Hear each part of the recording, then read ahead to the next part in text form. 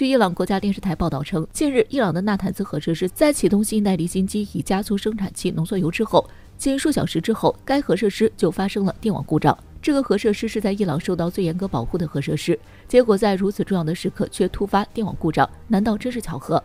伊朗民用核设施发言人贝鲁兹卡马尔温迪称，比较幸运的是，在这起事件发生时并没有造成人员伤亡，也没有造成核污染。该核设施曾被 Stalker 超级病毒攻击，之后又为了避免被空中的敌人袭击，所以该核设施就被建在了地下。不过，自从2002年通过卫星图像显示伊朗在地下建造离心机时，引起了西方国家对伊朗核计划的高度关注。重点是这个核设施距离伊朗的首都德黑兰仅有200公里。足见伊朗对于此处的核设施究竟是何等重视。不过，在去年7月的时候，在纳坦兹的离心机组装厂也曾经发生过一次很神秘的爆炸。最后，伊朗方面称这是敌对势力对伊朗实施的破坏行为，而伊朗目前正在重建附近山区深处的设施。那么，此次事故究竟是巧合还是有人破坏？如果是有人破坏，那么与去年发生的爆炸又是否有关系呢？近来，伊朗与美国正在进行的核谈判引人关注。此前，由于美国对伊朗的严厉制裁和伊朗正在生产的20%丰度的浓缩铀，导致双方的谈判一度陷入僵局。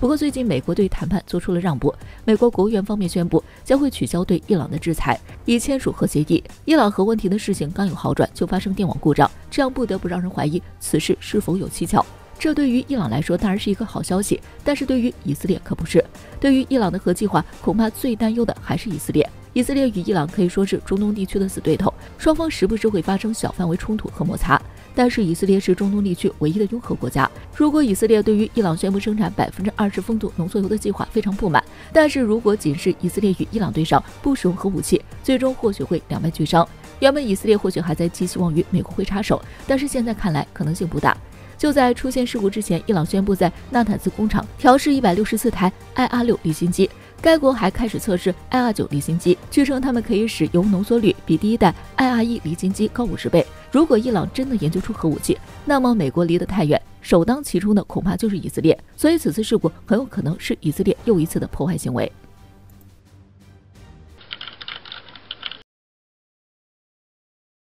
据俄罗斯媒体的报道，俄海军正在从里海舰队向黑海派遣10艘舰艇，包括登陆舰和小型炮舰。从表面上看，该部署是更大范围的战备演习的一部分，但明眼人都知道，这是俄军在加强克里米亚的暗防力量。欧安组织也表示，乌东地区 GPS 干扰现象正在激增，这影响了其监视局势的能力。所有这些进一步加剧了人们的担忧，俄乌之间的冲突可能即将升级。俄罗斯国防部宣布，计划于2021年4月8日从里海舰队调动船只增援黑海舰队。新闻稿称，里海舰队的舰艇将与黑海的俄罗斯海军同行，一起进行演习，着重测试他们的战备状态，以保证能击退海上和空中进犯的敌人。黑海舰队和里海舰队所属的俄南部军区已于4月2日宣布，即将举行的大型防卫演习将涉及约15000名军事人员。4月6日，俄罗斯国防部长谢尔盖谢耶夫表示，还将在全国范围内进行其他此类演习。俄罗斯国防部并未具体公布现在将前往黑海的船只，但其新闻稿中包含了3艘11770型塞纳斯级登陆舰的照片。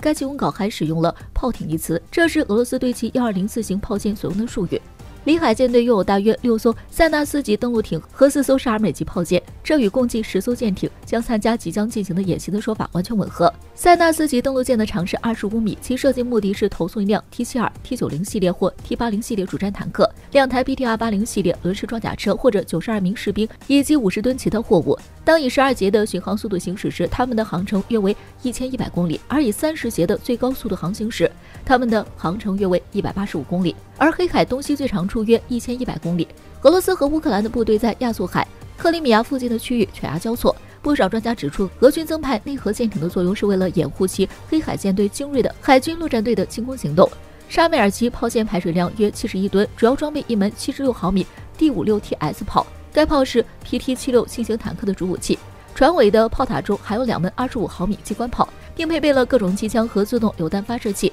船上还有一个17管140毫米 BM1417火箭发射器，能够轰击靠近海岸的目标，也可以携带水雷。其实里海分舰队的调动只是目前俄罗斯的大规模军事调度中的一部分。目前大量的坦克、装甲车、火炮、防空兵器和其他军事装备都在通过火车向俄罗斯西南部运送，目的地包括俄乌边境和克里米亚半岛。关于部署里海舰队的声明，恰逢乌克兰宣布在黑海进行自己的海军演习。但乌克兰所谓的海军演习，不妨视之为北约海军演习更为恰当。毕竟乌克兰已经没有多少能够行动的海军舰艇，主要是由欧洲各国海军派出的舰艇来执行。美国空军还从南达科特州的埃尔斯沃斯空军基地派出了2架标 B 轰炸机，进行远程往返爱琴海的任务。这些演习的表面原因是为了展示美国对欧洲安全的承诺，但其实与俄罗斯和乌克兰边境沿线的局势有关。据透露，标 B 去年在黑海地区进行摧毁俄罗斯黑海舰队的训练，而美国空军的RQ-4全球鹰无人机以及 RC-135间谍飞机已经在该地区飞行。美国海军的 P-8A 波塞冬海上巡逻机和英国皇家空军的巡逻机也已经出现在了黑海，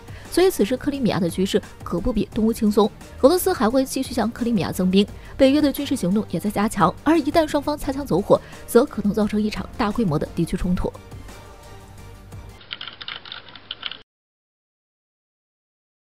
根据日本媒体近日报道，日本政府在4月9日决定要将福岛第一核电站的核污水排入大海，这一举动遭到了日本渔民和国际舆论的强烈反对。4月12日，日本首相菅义伟再次表示，解决福岛核污水一事已经是个不能推迟的课题，并计划于4月13日召开内阁会议，届时将确定是否向大海排放福岛核污水。对此，有学者分析认为，不出意外的话，日本内阁最终敲定的方案还会是排入大海，因为按照日本政府的说法来看，他们目前存储罐里的核废水已经大约有135万吨，但是现在几乎每天还在新增140吨污染水。据相关人士估算，预计明年9月存储罐将达到极限状态，所以日本政府非常着急的想要处理掉这些核污水，而最省钱的方式就是把它们偷偷排入大海。对于这一做法，许多人表示震惊，日本政府却解释称，排入大海的都是经过稀释的处理水，甚至可以饮用，因此不存在任何问题。但是这个解释并没有说服众人，反而被日媒批评，如果稀释了就能喝，那就别排入海洋了，让相关人士当饮用水喝掉怎么样？很显然，日本政府对于核污水的处理方式引起了日本民众强烈反对，并且还有相关机构计算显示，如果这些核污水一旦排放至太平洋，57天之内，由核废水带来的放射性物质就会迅速扩散至大半个太平洋海域。所以日本这个举动也引起了周边国家的不满。率先站出来反对日本的国家就是韩国，他们认为日本排放核污水的举动关系到很多国家甚至是全球的利益，所以应该通过多国商量来决定，而不是日本一国说了算。在这个问题上，中国肯定也不会默不作声。我国外交部发言人在4月9日的新闻发布会上就明确表态，希望日本能够在与周边国家充分协商的基础上慎重决策。而有意思的是，在这个关键时刻，美欧等西方国家却集体沉默了，他们似乎默许了日本这一做法。